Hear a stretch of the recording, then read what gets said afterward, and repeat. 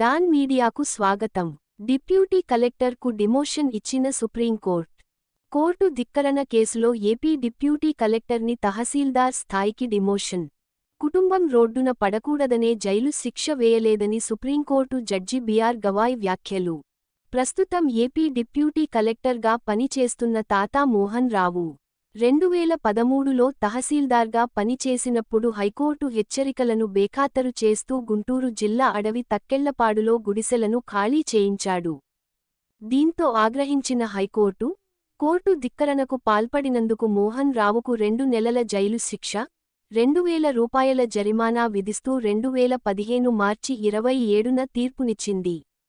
ప్రభుత్వ భూమిని రక్షించడానికే తాను చట్టబద్ధంగా చర్యలు తీసుకున్నట్లు మోహన్ రావు సుప్రీంకోర్టును ఆశ్రయించాడు. దీనిపై justice B R Gavai, justice A G మసీహ్తో కూడిన ధర్మాసనం విచారణ చేపట్టి గుడిసెలను తొలగించి, అందులో నివాసం ఉంటున్న వారిని రోడ్డు మీదికి తోసేసినప్పుడు ఇవన్నీ ఆలోచించి ఉండాల్సిందని తీవ్ర ఆగ్రహం వ్యక్తం చేశారు. మోహన్ రావును జైలుకు పంపితే ఆయన ఉద్యోగం పోతుంది. ఆయన మొండితనం, నిర్లక్ష్య వైఖరి వల్ల కుటుంబ సభ్యులు రోడ్డున పడతారు. పిల్లల చదువులు పాడైపోతాయని మోహన్ రావును ప్రస్తుతం ఉన్న డిప్యూటీ కలెక్టర్ స్థానం నుంచి తహసీల్దార్ స్థాయికి డిమోట్ చేయాలని సుప్రీంకోర్టు జస్టిస్ రాష్ట్ర ప్రభుత్వాన్ని ఆదేశించారు. విశ్వసనీయ వార్తల సమాహారమే మన డాన్ మీడియా.